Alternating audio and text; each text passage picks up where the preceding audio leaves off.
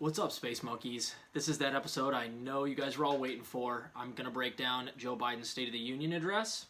And I'm going to be fair up front. I'm going to make fun of him a lot, but there were some parts that were actually pretty good, particularly the end.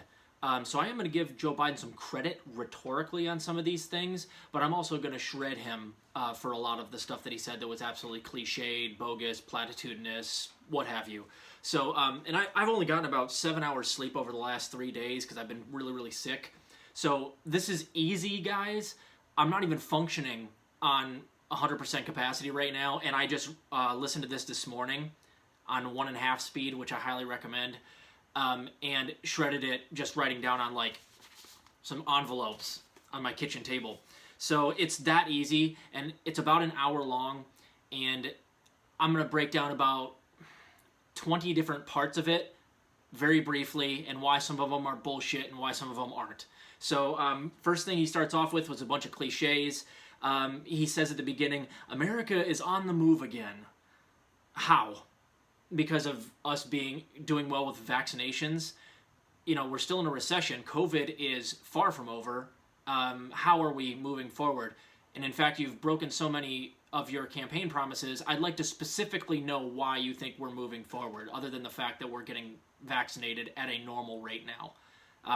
Number 2, he says, truth over lies and light over darkness is what's in the White House now, which is him just, throwing, buzzwords out there again that is just like, aren't I so great compared to that crazy guy that was just in here? Aren't I the light over darkness? Aren't I the hope in times of, it's complete bullshit.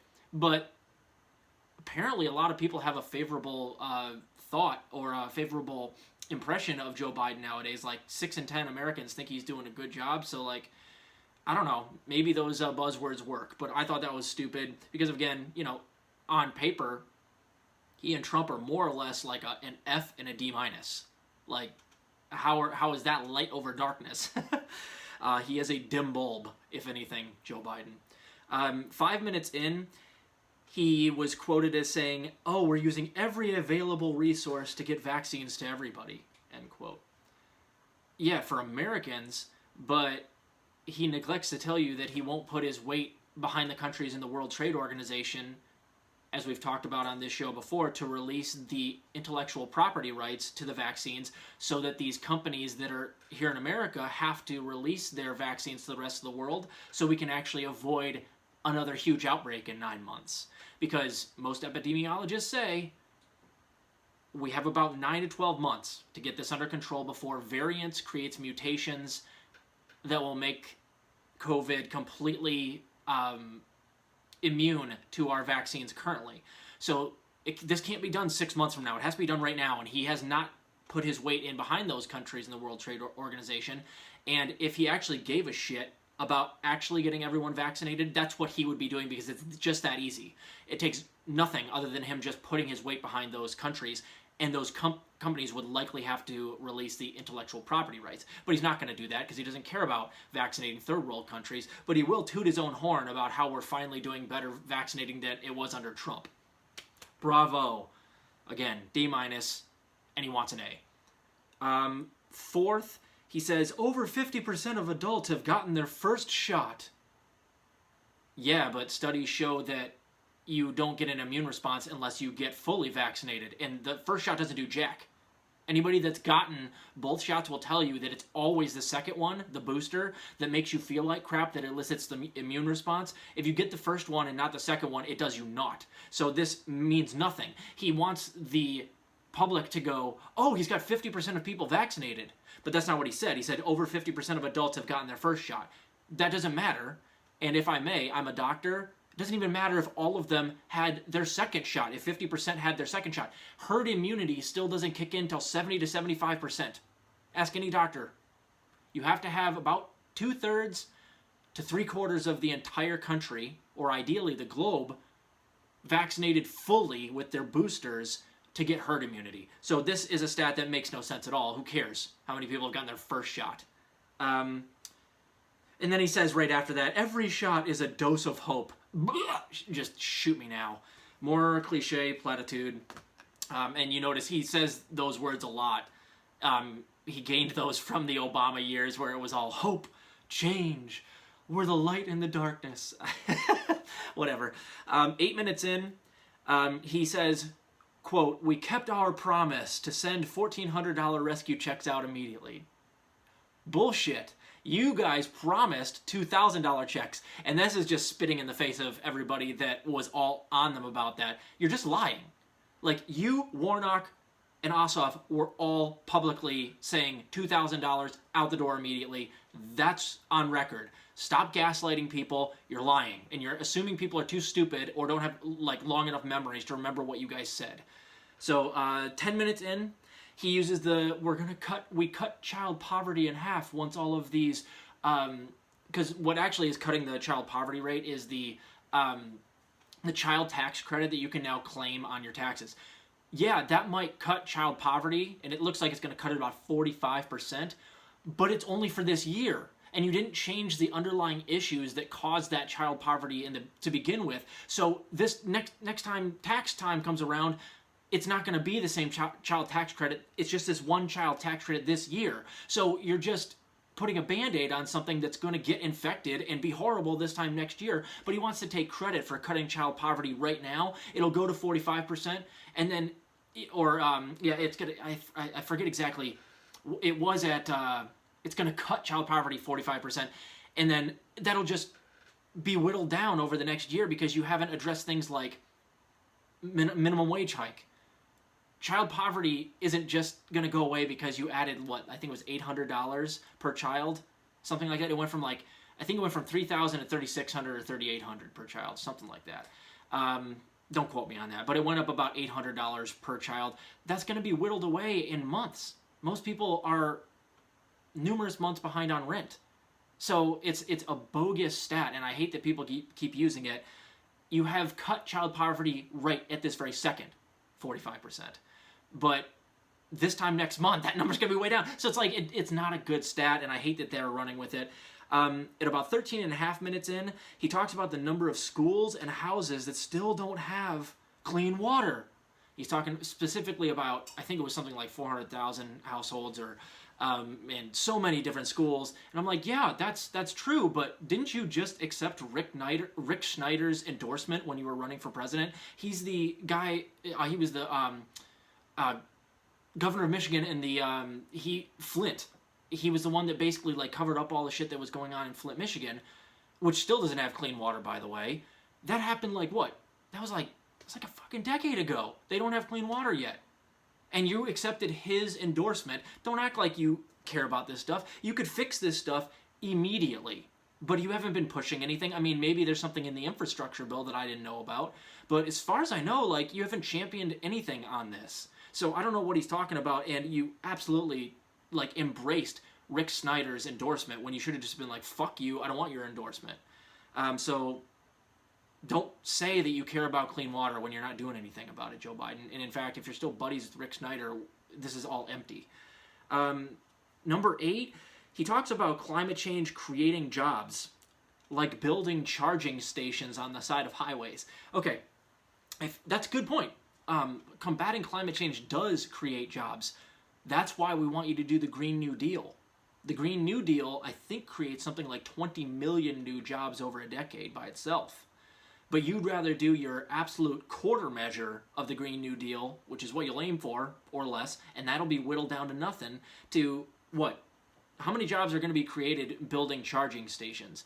And I have to really second guess how much you actually care about creating jobs for stuff like this, because on my show I've already gone over how you didn't give your USPS e-vehicle contract to the Wisconsin-based Workhorse, which would have created a whole bunch of jobs for them, but instead gave it to the military contractor Oshkosh, who doesn't even make e-vehicles. They make biodiesel hybrids, and they're a military contractor. So if you really cared about creating jobs and moving towards clean energy, you would have given that contract to Workhorse. So you obviously don't give a shit about this stuff, and if all you're willing to do is create jobs making charging stations, this is the smallest victory, the smallest step you could possibly take towards clean energy and fighting climate change.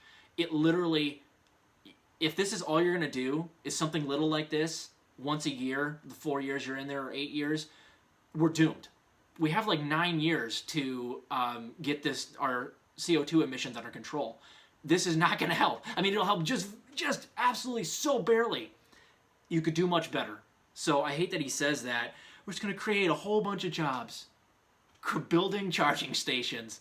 How about you create a whole bunch of jobs building wind turbines, solar panels, tidal equipment that can create tidal power, and maintaining all of that, and going with what Bernie wanted to do, which was actually create 20 million new jobs over a decade.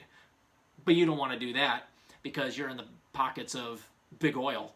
So cut the bullshit, Joe. Cut the bullshit. Then he goes on about Buy American. We're gonna do our Buy American bill. If I'm not like mistaken, I think you can do the executive order Buy American. Now, don't quote me on that, but he hasn't done that. He could easily do the executive order because I think that was one of those things that we were actually trying to push Trump to do, was do a Buy American executive order, and he has not done that. And I haven't heard him talk about it actually since he's been in office. So if you're watching, do your executive order if you really care about Buy American. In 20 and a half minutes, he talks about the PRO Act, and he talks about get it on my desk. Great, Joe. It's nice that you're saying that, but I have a feeling you're doing the same thing Joe Manchin is doing, which is just saying you're for it because you know you're not going to overrule a parliamentarian, and you know you're not going to get filibuster reformation. So you say it, so it looks like you're for it, but you know that it's never going to make it through budget reconciliation, and you're not going to overrule the parliamentarian, and it's certainly not going to get the 10 votes it needs to get past the filibuster in the Senate, because you need 10 Republican votes.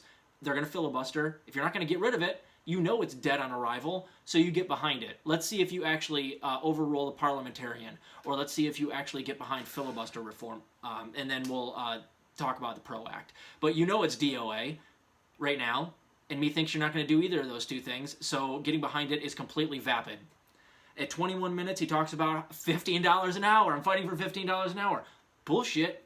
It was you, Kamala Harris, and the Senate Democrats playing their part, the squad being spineless in the House, playing their part, the parliamentarian, all of you guys on purpose tanked the $15 minimum wage.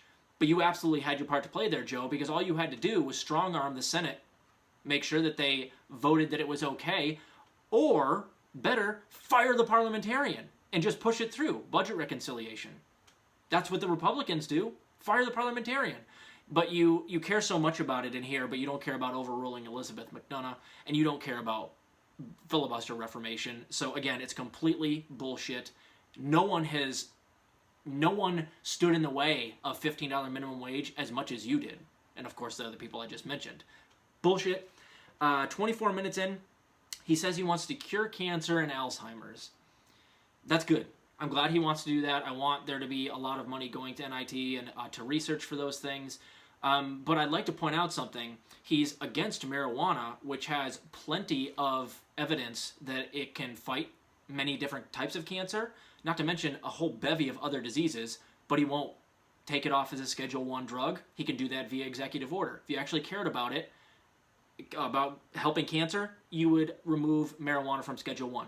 Here's the other thing, and by the way, I'm a doctor. By the way, I have 3 medical degrees.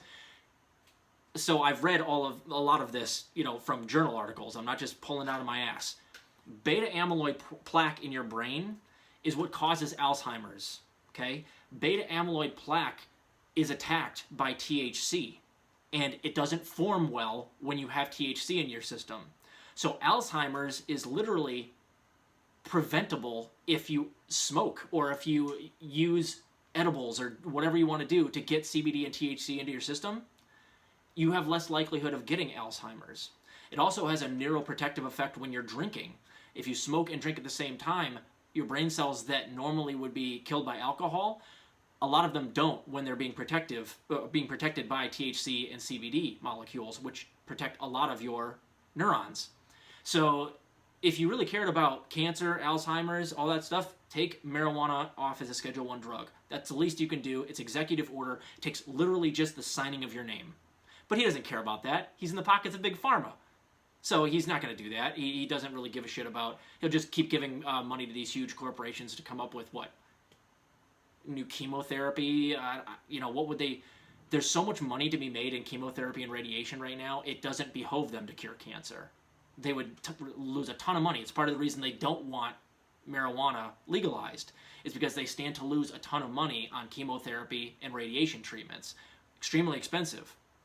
Weed's cheap. Next thing, 28 minutes and a half. He talks about universal pre-K, same with community college. That's good. I agree. That's great. And I know that he is nominally on the side of actually doing universal pre-K. But if you want to do free community college and free pre-K and all that stuff, these are a lot of Bernie's ideas. He just put forth the Free College Act, which makes community college free. And I believe it makes all state college free. So if you care about this stuff, have a look at the Free College Act. If you don't like it, let's work on free community college. But honestly, just let's try to get the Free College Act in there, Joe. If you actually care about it, Bernie's got it all set up. Have a look. But methinks you don't actually care about it. You're just kind of tooting your own horn.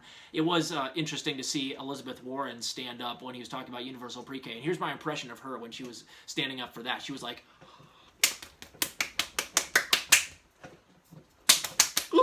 see, Joe, this is the guy that I kneecapped Bernie to make sure he got in there. See, he's saying that he's for universal pre-K. At 34 minutes, he talks about strengthening Medicare and that healthcare is a right, not a privilege. That's Medicare for all. What are you talking? If that's what you believe, then just do Medicare for all. Or at minimum, if you don't want to have to pass Medicare for all because you know it would be difficult, do what I've said. There's a clause in the ACA that allows you to give Medicare for COVID during the duration of this crisis. You have to call it a national crisis, which it is still, and it's going to continue to be for years in the future, and everybody can have Medicare. But you don't want to do that. And then he goes on to say he wants to, basically tweak the ACA, which the minimum you could do, Joe, is just try for a public option, which you campaigned on. But I digress on that. And then we had him at 35 minutes talking about the wealthy need to pay their fair share. Trying to talk like FDR. Oh yeah? The corporate tax rate under Obama was 35%. But you only started negotiations at 28%, 7% less than it was when you were vice president. And now it's been whittled down to something like 24%. The wealthy should pay their fair share, so I'm going to aim at 7% less than Obama. And then I forget what the other thing was. He was talking about the top marginal tax rate. And he goes, this is why I want the wealthy to pay their fair share. I'm trying to get the top marginal tax rate to pay 39%. The top marginal tax rate under FDR was 93%. And there was a time it was actually 100%, and I can't remember exactly when it was, but it was like right after the Depression. I can't remember exactly, but it was 100%, and he believed it should be 100% in times of national crisis. The top marginal tax rate in this country, if you guys don't know, I think you have to you can make a certain amount of money up to like $5 million, and then that's taxed normally. The top marginal tax rate is what kicks in after that $5 millionth dollar and taxes every dollar after that. So the top marginal tax rate it only applies to like celebrities, professional athletes, some of these politicians, particularly like the Nancy Pelosi's of the world who are ultra rich, and CEOs and billionaires. Those are the only people that qualify for this top marginal tax rate. So for him to put it at 39% and then act like you're FDR, what? It's not even half of what it would be under FDR. So what? This is not taxing the wealthy more. It's taxing them more than they're being taxed now, which is what Trump decided it should be. Again, not good. Just a D- over an F. And then he actually did something really, really good. He talked about ending tax havens and adding more money to the IRS and closing a bunch of out-of-the-country tax loopholes, which, that's great. I want him to do that. Joe, Ro Khanna is pushing the Stop Cheaters Act. Have a look at it. The Stop Cheaters Act should be in your infrastructure bill or some other bill that's coming up here, however you want to shoehorn it in, but it creates $1.2 trillion over 10 years, $120 billion a year, and I think it only cost $100 billion, something like that. but it definitely raises 1.2 trillion over 10 years by doing exactly what you were just talking about. The Stop Cheaters Act, Ro Khanna. Have a look. If you do it, I will give you an attaboy. I will, absolutely. And then he shredded Trump's tax plan, which was really, really cool. He's like, trickle-down economics is bullshit, which I give props where it's due. He got stronger as it went along, at least rhetorically, in my opinion. And this was one of those things where he was just basically looking at some of the Republicans in the crowd, because he's addressing Congress here. He's like, trickle-down economics is nonsense. Everybody knows it's nonsense. We have to have, and these were his exact words, we have to have something like a trickle up or a trickle from within rather than trickle down. That's good. He mentioned that he rejoined the Paris Climate Accord. Again, that's the bare minimum you could do for climate change. And like I said, he didn't give the e-vehicle contract to the e-vehicle company. They spent extra money for the USPS to stay away from e-vehicles. So methinks he's not going to go any further than the Paris Climate Accord. He's been giving out frack well and oil drilling permits across the board. I think he's given out 40 of them at least so far. And if I may make another point, he also reopened the Dakota Access Pipeline that is threatening the water of the Standing Rock Sioux tribe. And he was talking about like how everybody should have clean water, right? Oh, except for the Standing Rock Sioux tribe. They don't deserve clean water, right? Because you just turned on the pipeline that's going to fuck up their water supply. But I digress. He talks about China and America will not back away from our commitment to human rights, end quote. Now, he's talking about China at that time, but that makes me laugh. It's like, dude, Yemen? Palestine? Like, what are you talking about, bro? Like, the United States is not a champion of human rights. We were actively funding a genocide in Yemen by the Saudi government, and we're not for any type of reformation on Israel-Palestine, and we back up Israel. So we're not in any way like a champion of human rights. And I mean, look at how we treat our own citizens. What are you talking about, dude? But he's talking about China. He was babbling, whatever. I kind of zoned out for that part. He talks about Russia interfering with our elections right after that, which is hilarious because as far as I know, there's no evidence that shows that Russia did anything other than maybe have like a bot farm on Twitter. But isn't it kind of hypocritical for him to talk about cheating? Like, the DNC literally pulled every string and cheated him into office, and they also cheated Bernie when he was running against Hillary Clinton. I mean, ask Donna Brazile. Hillary Clinton was given all of the questions for the debates beforehand. You know, they pulled every string to make sure that Bernie didn't win this last time, where Obama was calling people like Amy Klobuchar and Pete Buttigieg the night before Super Tuesday, or like the day before Super Tuesday, or drop out, so that all of the centrists could, you know, coalesce behind Biden. If he doesn't do that, Bernie wins. Elizabeth Warren staying in way too long, making sure that Bernie doesn't win all of the states up by Massachusetts, where she's from. He would have cleaned house in the Northeast, but she stayed in when she was in 6th place to make sure it didn't happen. They did everything that they possibly could. Let's not even forget the Iowa caucus. The app that they were using to count votes was basically funded by Pete Buttigieg. So it's so funny that you're talking about Russia interfering with our elections when the DNC has literally interfered with our elections more than any other entity in my lifetime, at least. And then he talks about, this is about 47 minutes in, he talks about working with allies to make sure that Iran doesn't get nukes, and North Korea. Get back in the Iran deal, you dickhead. It's the easiest thing in the world. He won't get back in the Iran deal, and then he has the gall to go, well, we're working with allies to make sure they don't get a nuke. Just get back in the Iran deal. And if I may, North Korea was less hawkish towards us under Trump because Trump was less hawkish towards North Korea when he was in office. But Biden's being more hawkish towards North Korea than Trump was. And then right after that, he talks about ending the Afghanistan war. I hope that's true. If he does, I'll give him massive cred. But methinks you're just privatizing it. It looks like you're just leaving a whole bunch of mercenaries in there and pulling out the roughly 2,000 to 3,000 troops we have in there that are just like public troops, like our military. But if you're just going to give all of the money that you're putting into the military into like Blackwater contracts or Boeing contracts or Honeywell contracts, that's not pulling out of Afghanistan. That's just giving all of our money to private institutions that are going to continue to do war in the Middle East. So I'll believe it when I see it. I think you're privatizing it instead of ending it. And then he actually did a couple of good things. The end was strong. He talked about systemic racism, police reform. Now, he didn't talk about defunding the police or anything progressive like that, but I'm glad that he actually said those words. And then he did well on gun violence. He actually pushed for common sense gun reform, which I've said has a 92% favorability rating. 92% people want common sense gun reform in this country. The only thing standing between it and law is the NRA funding certain politicians to block it. So this would be a slam dunk, and that goes close the gun control loophole, background checks, ban on high capacity mags, and then he talked about making sure that we make ghost guns illegal, or figuring out a way to crush that market. I don't know how that would be done. Ghost guns are things that they're literally guns you can make with pieces that don't have serial numbers on them. You can buy them on eBay and you can build a gun in a day, and it fires like a normal gun, and they can be left at the scene of the crime and they're untraceable. So I'm for that as well.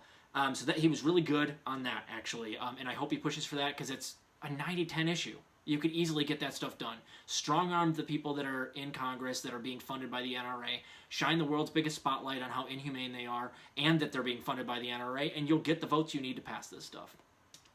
Lastly, he talked about the Dreamers Act, and he wants to pass H.R. 1, which is the bill we've talked about on here. It's the poison pill for third parties, but it does clean up our elections in other ways, like automatic voter registration is one of the things. So it's a good bill, but it does really, really screw up the Green Party, makes it almost impossible for them to fundraise and qualify for debates and stuff. So I love and hate the bill. I hope it passes, honestly, even though I do think that it will cripple third parties, because automatic voter registration is a good thing, and I don't know how else it'll ever get through. So, and of course the Dreamers Act, that keeps, he needs to reinstate that. Trump took that away. Dreamers are people they're the sons and daughters of immigrants, but they were born here. So, and they would just, give them citizenship, which they absolutely should have. And it was one of Trump's most cruel things that he ever did, was destroying the Dreamers Act. So that would be wonderful. A couple of notes. That was the whole thing, guys. And he ended pretty strong on those last 2 or 3 things. I think they did that on purpose, because these are, pretty obvious slam dunks. Afghan war, gun violence, Dreamers Act, and then election integrity, which I've said Nina Turner should run on, because people do care. So election integrity, those 4 things are all slam dunks, and he ended on those 4. That's great. Ted Cruz fell asleep during it, which was hilarious. They showed him a couple of times. He had his eyes closed. Liz Warren was the biggest cheerleader ever for some of her ideas on the campaign trail, and it was embarrassing. And behind Joe, watch Nancy Pelosi and Kamala Harris. Oh my God, they're just swooning. They're just swooning the entire time. I've never seen Nancy Pelosi so sprightly as when she stands up and starts clapping for Joe Biden. It is embarrassing. And then, of course, Lauren Boebert was shown when he was talking about gun violence, which, like I said, is like a 92% issue. And she was shaking her head. She's one of those people, Joe. Get her on board by saying, I'm just going to expose how much NRA money you're taking, and you can be on the wrong side of this, and I'll crush you. And I don't think you'll ever get her vote, but you'll be able to, take her down a notch, because she is wrong. And you can't lose on the gun control debate right now. So it was a better speech than I expected from Joe Biden. And I'm sorry that this went a little bit long, but I broke down about an hour and 5 minutes in, a third of that time. So if you want to watch it for yourself, I'm going to post a link below. I highly recommend you don't watch it. It was a bunch of cliches and platitudes, but it gives us a little bit of ammunition, because now we've got him on record being for certain things. Now we can hold him to certain things. Particularly, he keeps saying he's going to get out of the war in Afghanistan. We need to hold him to that. He says, at least nominally, he's for the PRO Act. If he's for the PRO Act, we need to make him strong-arm the people that are not for the PRO Act. If the PRO Act passes, guys, I would vote for Joe Biden. Again, just that piece of legislation alone is worth the presidency. I would take him from a D- to a C+, just like that, if he just got the PRO Act done. So, but he said he's on board for it. He says, put it on my desk. Then, okay, Joe Biden's on board. So is Joe Manchin. There's only 3 senators that aren't. Sinema, Mark Kelly, and Mark Warner. That's it. Get on those fuckers. Now, if they get in line, we might get the PRO Act in there. Now, we still have to end the filibuster. That's step one. But if we get those people all on record saying they're for the PRO Act, including Manchin and including Biden, and then the three I just mentioned, then all you have to do is either strong-arm the parliamentarian or get the filibuster reformed. That would be wonderful. And of course, he's for common sense gun control. If he got that done, that would be great. And he basically like laid it out exactly as I've said on this show. Let's push him on it now that he's on the record. So for that purpose alone, it was worth it. It was worth it to see that he's on the record for some things that I think we can push him on. I don't know if he's going to do any of them. I have no high hopes for Joe Biden. But if he doesn't, it gives me fodder to shred him from here until the rest of his presidency when he loses to Donald Trump in 2024. So that's the State of the Union, guys. I will do this again next year. Hopefully I'll have a little bit more where I can kind of like show you guys the actual quotes instead of reading them to you and stuff. But it was not worth your time. This is a better synopsis, and I'm glad that you guys stuck with me this long. Keep fighting the good fight out there, guys. We'll see ya.